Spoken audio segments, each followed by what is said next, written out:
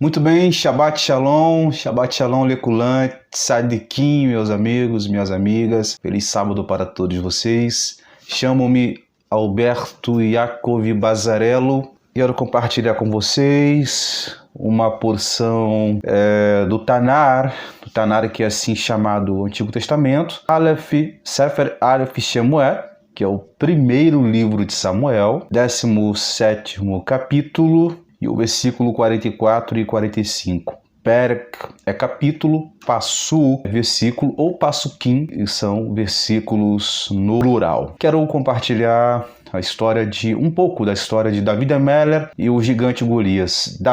Rei Davi e o gigante Golias. Eu quero falar sobre essa batalha que Davi enfrentou, um gigante filisteu, que resultou em uma vitória que traz alusão à vitória messiânica do Mashiach de Jesus no milênio. Vamos lá então, vamos ler o versículo 44 e 45, que diz assim: E o filisteu disse a Davi: Vem e darei a tua carne às aves do céu e às bestas do campo. E Davi disse ao filisteu: Tu vens a mim com espada, com lança e dardo, porém eu venho a ti em nome do Senhor dos Exércitos, o Deus dos Exércitos de Israel, que tu afrontaste. Muito bem, essa porção do capítulo 17 é uma passagem muito conhecida, uma história muito conhecida, da vitória de David Ameller, o rei Davi. Embora Davi era rei, mas ele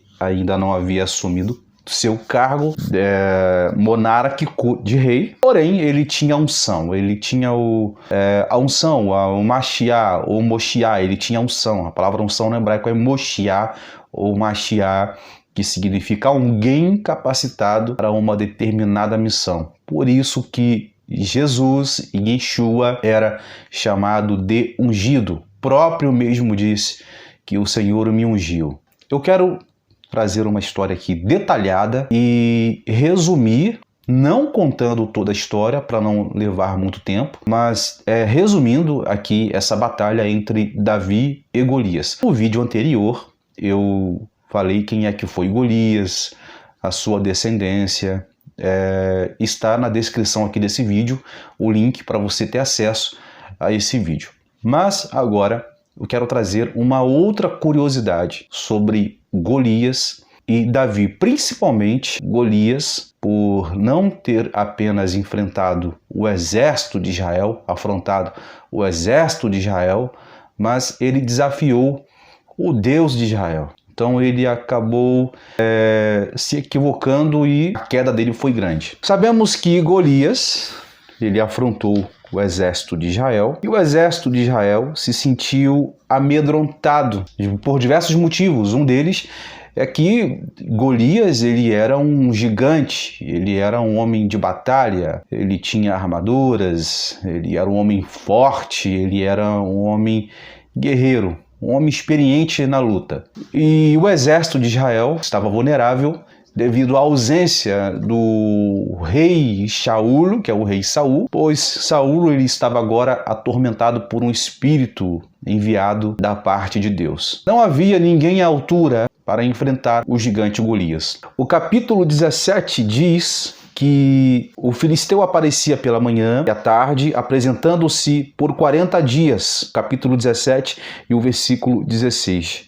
Ele fazia isso todos os dias durante 40 dias. E os nossos sábios dizem que durante esses dias, o exército de Israel faziam duas tefilá, uma pela manhã e uma outra pela noite. Tefilá é oração, que é o Shema Israel Adonai Eloheinu Adonai Echad. E é costume de Israel, antes de ir para uma guerra, citar essa oração, essa tefilá.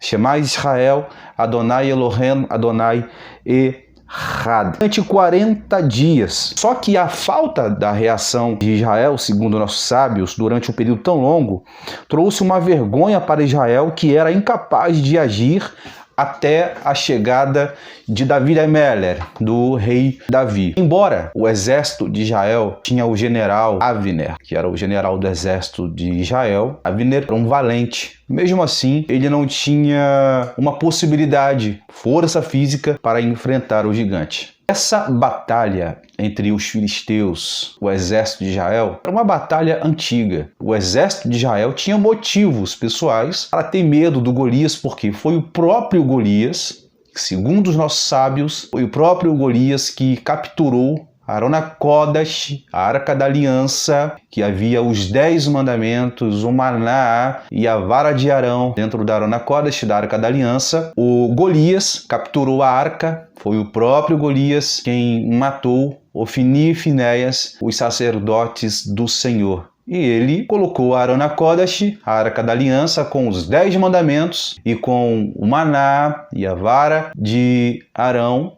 dentro do templo de Dagon, em frente à imagem de Dagon, que foi uma afronta para Israel, ou seja, uma afronta para Deus e também para Israel, pois naquela época a Arona Kodash, a Arca da Aliança, era algo muito importante e precioso para Israel. Disse aqui os 10 mandamentos dentro da Arca da Aliança. Agora você vai entender o que motivou Davi Améler a enfrentar o gigante Golias. Você vai se surpreender a revelação que eu vou trazer aqui para vocês. Após Golias afrontar Israel, capturar Arona Kodash, matar os sacerdotes Kohanim do Eterno, Ofni e Finéias, Golias, ele tatuou no peito, do lado esquerdo do seu coração, a imagem de Dagon, ou de Dagon, que é uma entidade pagã, que foi uma entidade pagã dos filisteus. Ele tatuou no lado esquerdo do seu peito a imagem de Dagon. Agora preste bem atenção. O que motivou o Davi Améler a enfrentar esse gigante tão temível pelo exército de Israel? Preste bem atenção no que eu vou dizer agora. O salmo que o próprio Davi escreveu,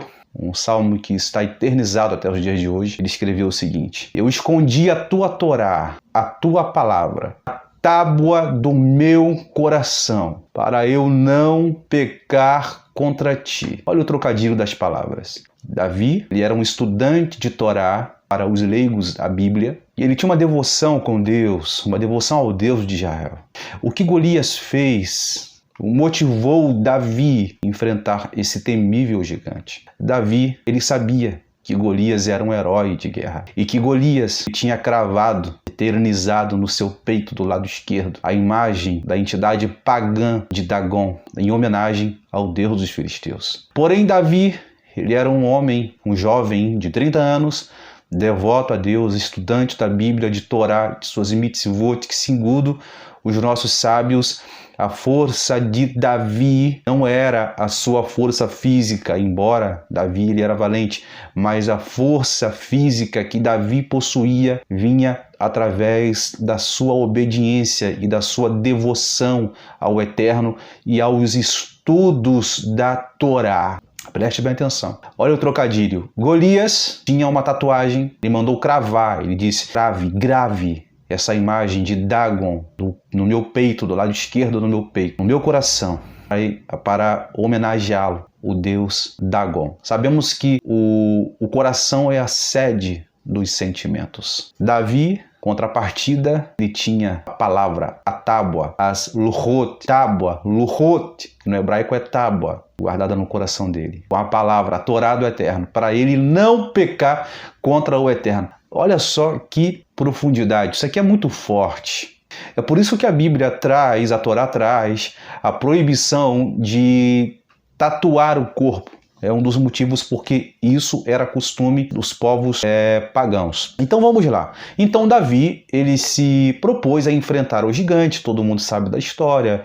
Ele se vestiu com a roupa de guerra de Shaul, Lemélia, que é o rei Saul, mas ele não quis vestir não deu certo, porém Davi, ele foi até o ribeiro e pegou 5 pedras e com um alforge, uma tiradeira, né, ele vai lá e vai enfrentar o gigante. Preste bem atenção o que acontece a seguir. Davi se propôs a enfrentar o gigante do mundo, mas esse Davi vai enfrentar o gigante, ele é um Catan, ele é pequeno, ele não é experiente na guerra. Davi traz um currículo, ele fala, eu matei um leão e matei um urso. Ele fala isso para Saul. Agora Davi está disposto a enfrentar o gigante. E o versículo que eu li, quando o filisteu, ele fala para Davi o seguinte: eu darei a tua carne às aves do céu e as bestas da fera. O gigante Golias, ele possuía uma armadura da cabeça aos pés e dificilmente ele seria atingido por uma flecha ou por alguma arma, por ele ter também um escudeiro que ia na sua frente. Por isso que o exército de Israel tinha medo, motivos e medo para não enfrentá-lo, pois ele era um homem grande. Os nossos sábios perguntam o seguinte: como a pedra atingiu a testa de Golias, sendo que ele estava completamente coberto de uma armadura de ferro, exceto pelos olhos? Como que Davi conseguiu atingir Golias? E logo depois eu vou entrar aqui no mistério das pedras, que vai trazer uma ligação messiânica atribuindo a Jesus,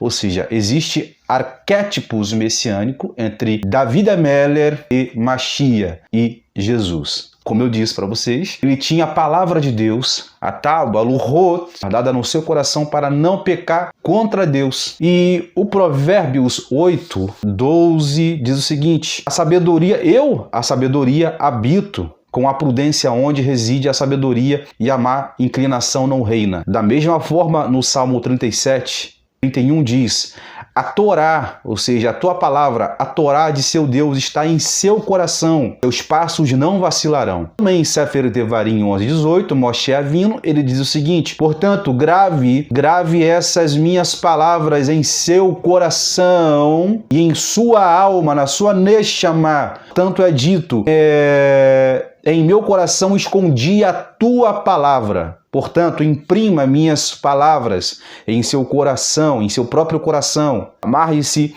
como um sinal em sua mão e deixe-a servir como um símbolo em sua testa. Davi, ele tinha a palavra de Deus guardada na tábua do seu coração. Contrapartida, Golias, exuberante força física, estava se vangloriando por carregar no seu peito uma imagem tatuada do deus Dagon. E ele, em deboche a Davi, ele vai dizer o seguinte: olha, vem que eu lhe darei a sua carne às aves do céu e às bestas do campo. Nesse momento, os nossos sábios dizem que quando Golias, ele gritou: darei a sua carne aos pássaros do céu. Naquela hora, os nossos sábios dizem que o gigante olhou para cima para ver se havia algum pássaro sobrevoando. Foi nesse momento que ele levantou a sua testa, a sua cabeça, que Davi de Meller, ele percebeu uma brecha do capacete, no seu capacete. E Davi, ele percebeu que Golias estava com tsarat, ou seja, com lepra. Por quê? Porque Golias, ele amaldiçoou Davi no nome de Dagon e também ao Deus de Israel.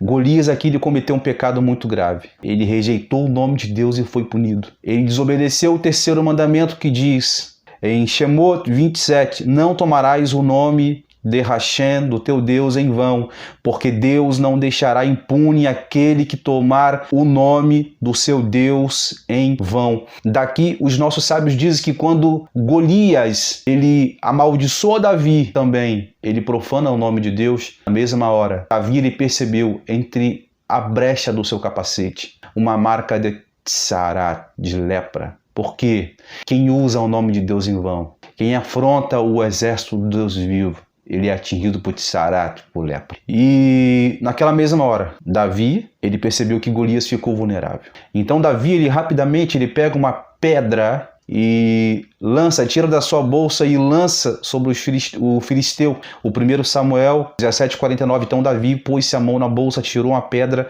e ele atirou-a e feriu o filisteu na testa, de modo que a pedra lhe penetrou na testa e ele caiu com o rosto em terra por causa da lepra que havia se instalado em sua testa, e a pedra afundou bem na testa. Isso fez com que Golias, caso era leproso, porque uma pessoa quando tem tzará, lepra, a carne da pessoa fica macia. E a testa de Golias ficou macia.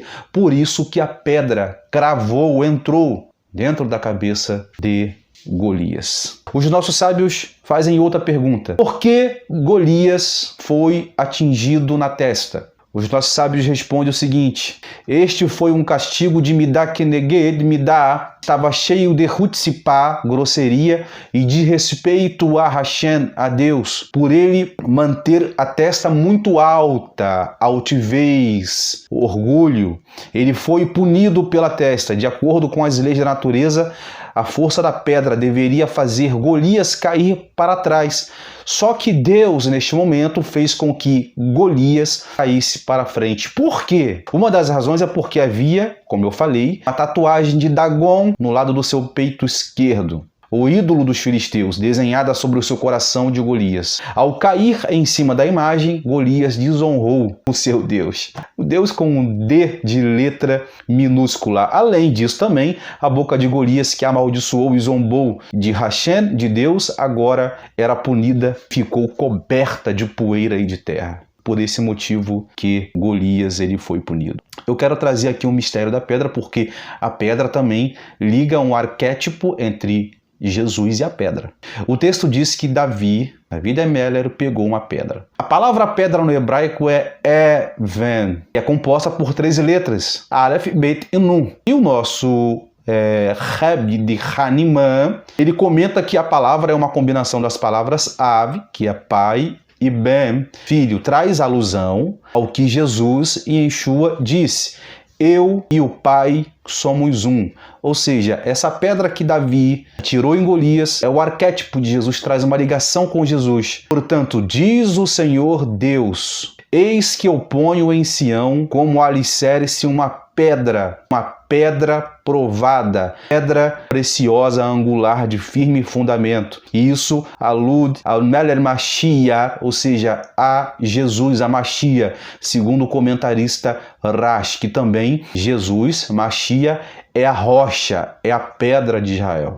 Os nossos sábios também dizem que a pedra que Davi pegou no ribeiro era lisa, ou seja, traz alusão a uma pedra provada, Isaías 28:16. Da mesma maneira, ele prova o tzadikim, o justo, que significa que o fortalece com essa pedra provada, que é uma pedra preciosa. Ele também prova o justo, também segundo há um comentário no Zohar 1.14, 140b, traz uma alusão, isso que está também dentro do Sefer de Zohar, e os nossos sábios dizem que o justo, ele é como uma pedra lisa, ou seja, Davi pegou uma pedra lisa do ribeiro e jogou sobre o gigante. Essa pedra traz alusão tanto aos tzadikim, que são provados, ou seja, pessoas que são provadas nesse mundo, como traz alusão a Mashiach, ou traz alusão a Jesus, que é o arquétipo da pedra. Outro arquétipo também entre Jesus e a pedra é a passagem de Daniel, de uma pedra cortada sem auxílio de mãos humanas.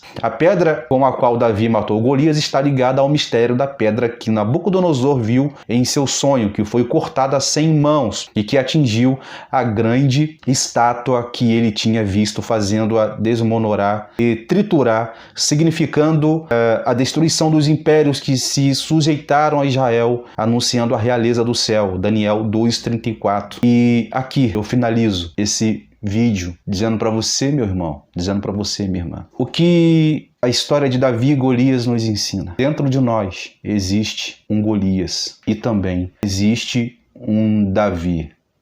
Qual a relevância entre a batalha de Davi e Golias? Davi de Meller, o rei Davi, ele tinha a palavra de Deus na tábua do seu coração. Contrapartida, Golias, ele tinha uma tatuagem de Dagon cravada, eternizada no peito, do seu lado esquerdo, do seu coração.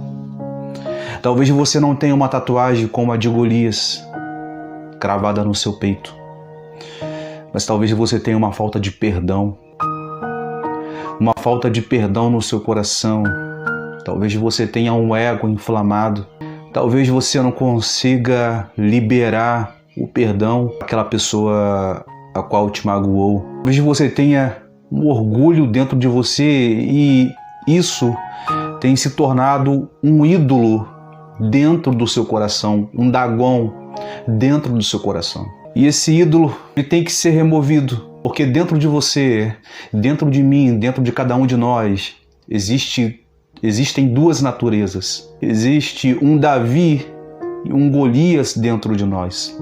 O Davi é o que tem as palavras gravadas, eternizadas no coração para não pecar contra Deus. O Golias, ele é o ego, o orgulho, a mesquinhez, a falta de perdão, a falta de amor, de compaixão. Por isso, Deus ele quer que você remova esse Dagon que está dentro do seu coração. Que esse Dagon, ele está em várias áreas da sua vida. Quem é que você quer que fique no seu coração? Um Davi, o humilde, o pastor de Israel, o arquétipo de Machia, de Jesus? Ou um Golias que amaldiçoou Davi no nome de Dagon, mas mesmo assim ele foi derrotado? Derrube esse gigante dentro de você. Arranque esse Dagon que está cravado no seu peito, no seu coração. Talvez você faz muitas perguntas para Deus e não tem respostas. Porque a primeira coisa que Deus quer que você faça é que você arranque esse ídolo do seu coração. Tudo que nós fazemos que não agrada a Deus torna-se um ídolo. E nós vamos alimentando esse ídolo, alimentando,